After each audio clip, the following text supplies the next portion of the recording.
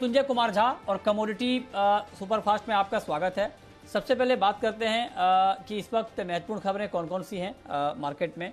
और पहली खबर मानसून को लेकर अच्छी खबर आई है कि अब आईएमडी ने भी कह दिया है कि मानसून केरल पहुंच चुका है।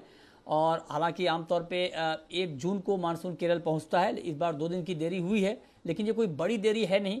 और आज मानसून ने केरल में दस्तक दे दी है और पूरे सीजन के लिए आईएमडी ने मानसून का अच्छा अनुमान जताया है। 101% बारिश का अनुमान जताया है। खेती के लिए अच्छी खबर आई है, देश भर में जल्द खरीफ की बुआई यहाँ पर शुरू हो सकती है। 2 दिन में ये कर्नाटक पहुँचने का अनुमान है। इसके अलावा अगर हम बात करें एडिबल ऑयल की, तो खाने के तेल की कीमतों में नरमी शुरू हो गई है। खाद्य और उपभोक्ता मामलों के सचिव का ये बयान आया है। उन्होंने ये कहा है कि दिसंबर तक खाने के तेल की कीमतों में गिरावट का ट्रेंड दिख रहा है। उत्पादन को लेकर सरप्लस की स्थिति है और कोरोना की वजह से डिमांड भी कम हुई है। और जो पोर्ट्स पर स्टॉक पड़ा हुआ था उसको सरकार ने तेज़ी से क्लियर करना शुरू किया है। ये तमाम वजह उन्होंने बताई हैं जिससे दाम यहाँ पर कम हुए हैं और कहा है कि नज़र सरकार की बनी हुई है कीमतों के ऊपर। इसके अलावा गोल्ड और सिल्वर में गिरावट है। MCX पर सोना 49,200 के नीचे है, चांदी 72,000 के नीचे है, सोने में 400, चांदी में 800 रुपये तक की गिरावट दिख रही है। इसके अलावा क्रूड की शुरुआती तेज़ी गायब हो गई है। ब्रेंट क्रूड $71.5 के नीचे है और WTI क्रूड का भाव $69 के नीचे है। MCX पर भाव 5,000 के करीब है। पिछले हफ्ते अमेरिका में अनुमान से ज़्यादा क्रूड का स्टॉक घटा है, उसका इम्पैक्ट हम प्राइस पर दिखा था, लेकिन आज थोड़ी सी प्रॉफिट बुकिंग का माहौल बना हुआ है। मेटल की कीमतें दबाव में हैं। जिंक 240 के नीचे है, 1.25% कमज़ोर। एल्युमिनियम, लेड, कॉपर में भी दबाव दिख रहा है। तो ये 5 खबरें हैं इस वक्त की। और अब आपको ये बताते हैं कि आज आपके लिए ट्रेड करने का मौका कहां पर होगा। जिगर धर्मशी हैं हमारे साथ मोतीलाल ओसवाल के। जिगर, बहुत स्वागत है आपका। गोल्ड से शुरुआत करते हैं। क्या लगता है आपको गोल्ड में इस वक्त किस तरह का ट्रेड आप रिकमेंड करेंगे? जी, प्रेशियस मेटल्स में अगर देखें तो पिछले 2 दिनों की एक रेंज बाउंड मोमेंटम के बाद आज एक करेक्शन नेगेटिव मोमेंटम दिख रहा है गोल्ड और सिल्वर दोनों में। मुझे लगता है कि ये जो करेक्शन है वो डेटा के पहले का एक प्रॉफिट बुकिंग का मूव है। आज के दिन में एक ADP नॉन फार्म पेरोल्स का डेटा है जो काफ़ी इंपॉर्टेंट है और कल NFP के डेटाज आने हैं, तो ये दोनों ही डेटाज काफ़ी इंपॉर्टेंट है। तो इन डेटाज के आने के पहले मार्केट थोड़ा एक प्रॉफिट बुकिंग के माहौल में है। बट मुझे लगता है कि ये जो करेक्शन है वो काफ़ी लिमिटेड रहेगा। इंट्राडे पर्सपेक्टिव और डाउनसाइड रह सकती है, बट डाउनसाइड काफ़ी लिमिटेड रहेगी। डेटा के बाद जो ओवरऑल मोमेंटम रहेगा वो शायद चेंज हो सकता है। प्रीवियस मंथ्स के जो डेटा से हमने देखे थे कि NFP के डेटा इतने सपोर्टिव नहीं आए थे, एक्सपेक्टेशन से काफ़ी कम आया था, तो इस बार का डेटा काफ़ी इंपॉर्टेंट रहेगा। अगर ट्रेड के लिहाज से बात करूँ तो मुझे लगता है कि आज का जो करेक्शन है वो थोड़ा और आगे एक्सटेंड हो सकता है और करेक्शन आ सकता है इवनिंग सेशन में। तो मुझे लगता है कि गोल्ड में खास करके एक सेलिंग में रहना चाहिए। तकरीबन 49 टू 25 के लेवल्स आते हैं तो वो एक बेटर लेवल रहेगा इंट्राडे के लिए, सेलिंग के लिए। 49,350 का स्टॉप लॉस लगाना होगा और 48,950 तक के गोल्ड में टारगेट्स आते हुए दिख सकते हैं। बट प्योरली ये इंट्राडे मोमेंटम है और डेटा के बाद व्यू चेंज हो सकता है, ट्रेंड रिवर्स हो सकती है गोल्ड में। ठीक है, सिल्वर पर आपका क्या कमेंट है? चांदी में क्या आपको लगता है कि यहाँ गोल्ड के साथ साथ सिल्वर में भी शॉर्ट किया जाए, बेचा जाए? जी हाँ, मुझे लगता है कि गोल्ड के साथ सिल्वर में भी एक इंट्राडे करेक्शन जो आया है, 800 रुपये चांदी नीचे चल रहा है, तो मुझे लगता है कि और थोड़ी सी गिरावट रहेगी शाम के सेशन में। हमने देखा है कि बेस मेटल्स में भी एक हायर लेवल से एक प्रॉफिट बुकिंग की शुरुआत हुई है, being an industrial metal. Silver में इसलिए भी थोड़ा सा दबाव है। तो मुझे लगता है कि आज शाम के सेशन में सिल्वर में भी थोड़ा करेक्टिव मूव रहेगा। बट अगेन गोल्ड की तरह सिल्वर में भी जो डाउन साइड है वो काफ़ी लिमिटेड रहेगी, बहुत बड़ी डाउन साइड नहीं एक्सपेक्ट कर रहा हूँ मैं। तो ट्रेडिंग के लिहाज से अगर हल्की सी भी शॉर्ट कवरिंग आती है करंट लेवल से तकरीबन 72,050 के लेवल्स पर, तो वो लेवल्स पे एक अच्छी सेलिंग का मौका मिल सकता है। 70 to 400 का स्टॉप लॉस लगाना होगा और 71,350 तक के टारगेट्स इंट्राडे पर्सपेक्टिव से आज हम देख सकते हैं शाम में। ठीक है, क्रूड पर क्या कमेंट है आपका? कच्चे तेल में आपको लगता है कि इस वक्त बाइंग का ट्रेड लिया जाए? जी, क्रूड में ओवरऑल मोमेंटम फिलहाल के लिए काफ़ी पॉजिटिव है, अभी भी कोई रिवर्सल के साइंस नहीं है। हमने देखा कि ओपेक की तरफ से जो कमेंट्स आए थे कि वो स्लोली एंड ग्रेजुअली जून और जुलाई मंथ में जो अपना प्रोडक्शन को एक धीरे धीरे सप्लाई बढ़ाने की बातें की थी वो आगे भी कंटिन्यू करेंगे। उसका एक ही रीज़न है कि वो एक्सपेक्ट कर रहे हैं कि US, यूरोजोन, UK चाइना, ये जो बड़े मेजर कंज्यूमर्स और इंपोर्टिंग नेशंस है, वहाँ पे रिकवरी, इकोनॉमिक रिकवरी काफ़ी अच्छी है, जिसके क्रूड की डिमांड धीरे-धीरे बढ़ सकती है आगे जाते हुए। तो इसीलिए सप्लाई धीरे-धीरे बढ़ा रहे हैं, तो sentiments as of now positive है। बट अगेन यूएस और ईरान के जो सैंक्शंस के रिलेटेड जो डील की बातें चल रही थी, वो कहीं न कहीं अब धीरे-धीरे साइडलाइंस पे दोबारा से चली गई है।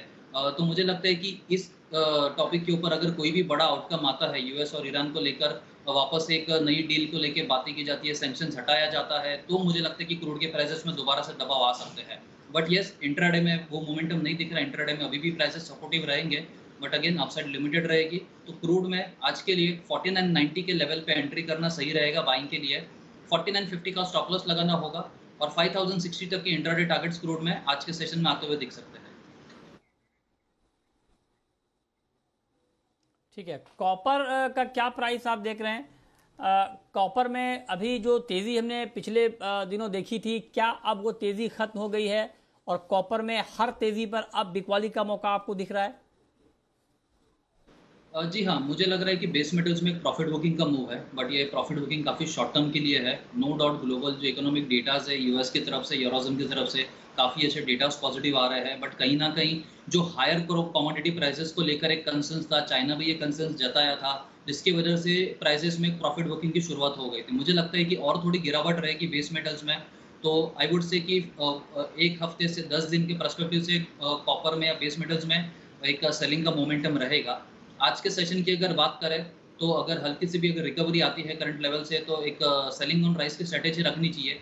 761 62 का लेवल काफ़ी अच्छा रहेगा सेलिंग के लिए। 766 का स्टॉप लगाना होगा। 754 और 750 तक के भी टारगेट्स इंट्राडे में आते हुए दिख सकते हैं कॉपर में। ठीक है, लेड में क्या किया जाए आज के लिए?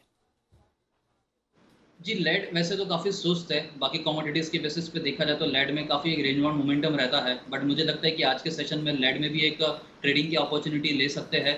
173 पे सेलिंग का कॉल रहेगा, 174.50 का स्टॉप लगाना होगा और निचले स्तरों पे 170 तक के टारगेट्स आते हुए दिख सकते हैं लेड में। ओके, तो ये 5 कॉल जहां पर आपके लिए ट्रेड करने का मौका होगा। लेकिन अब हम शुरू करेंगे सवाल जवाब। लेकिन ये जो कॉल आपको यहाँ पर दी गई हैं, आप जो भी ट्रेड लें स्टॉप लॉस ज़रूर लगाएं और सावधानी से ट्रेड करें। लेकिन मैं अब आपसे पूछना चाहता हूँ कि जो मार्केट का बिहेवियर हमने देखा है पूरे गोल्ड और सिल्वर का, ये तो इंट्राडे की कॉल आपने दी है, लेकिन अगर मान लीजिए इस मार्केट में कोई पोजिशनल ट्रेड लेना चाह रहा हो गोल्ड में, तो आपका व्यू क्या होगा? क्या ट्रेड लेना चाहिए?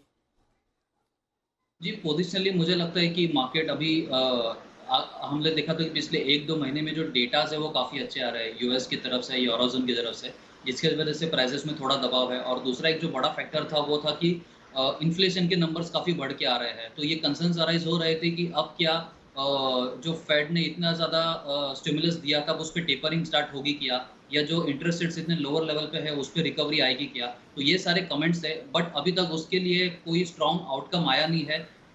फेड ऑफिशियल्स ने अभी भी यही कमेंट किया है कि वो अभी एक्यूमुलेटिव जो उनका पॉलिसी का जो स्टांस है वो अभी भी सेम रखेंगे, इंटरेस्ट रेट्स लोअर लेवल पे ही रहेंगे। तो ये कहीं ना कहीं गोल्ड के प्राइसेस के लिए अभी भी सपोर्टिव है।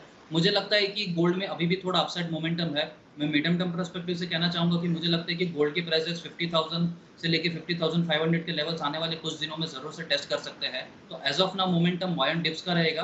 करेक्शंस पे बाई करना चाहिए और 50,500 तक के लेवल्स आते हुए दिख सकते हैं गोल्ड में।